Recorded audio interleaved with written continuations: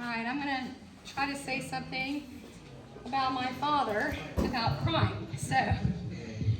So I'm Tanya Huff, Richard's youngest. Thank you, Marcia. It's okay. Let's see if it works. I'm going to have to read it because I knew I wouldn't remember all of it. So, he was a part of all of us, and sometimes the best part. He touched all our lives in different ways. My father was a very spiritual man. In reflection of him, I remember that I never heard him speak negatively about anybody. He was always thoughtful in his responses, and he was loved and respected by so many. The word father means so many different things to so many people, but I think this one describes my dad very well. Friend, advisor, teacher, healer, husband, and everlasting love. A role model in Christ, for he was a very spiritual man. My dad was not afraid of death in the end, but welcomed it. He couldn't wait to get to heaven, he said, to see all the beautiful colors.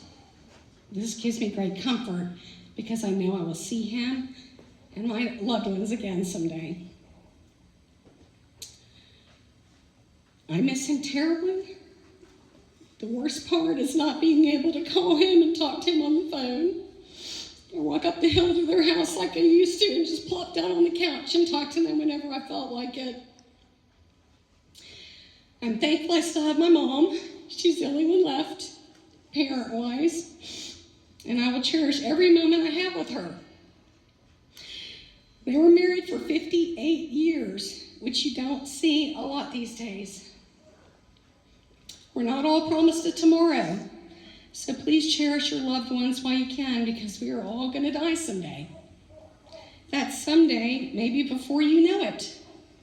I never thought about my dad dying. He was always strong and full of energy my whole life. I'm thankful for the time we had with him. Thanks, baby.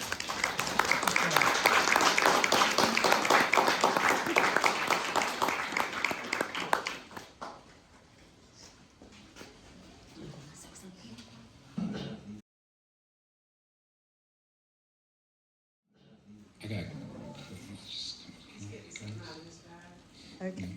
Well, you can go ahead and say something if you want to, David.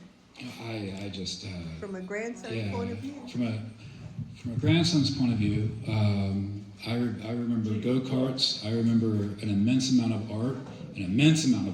I mean, crazy amount of art.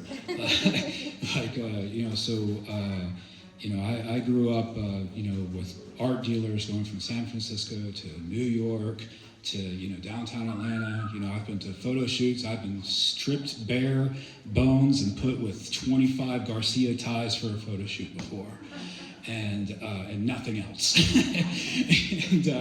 And you're surrounded by pink dogs and green rooms, and it's amazing how beautiful it brings the culture, it brings the people, and it brings everybody from everywhere together to see these visions that just make it so like life is worth living by the bare minimum of your imagination. And something like that is just something we see and we live with every single day, but it is rarely shown to us.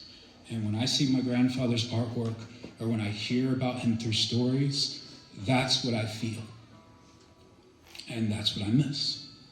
And so when I do music, or when I help friends, or when I go somewhere, or even when I'm doing my electrical work, or even my finance background, there's a sense of art into it. There's a sense of passion, because you care and you see a vision that you can make real. So keep believing in that, because that's what he believed in you for. That's what I miss.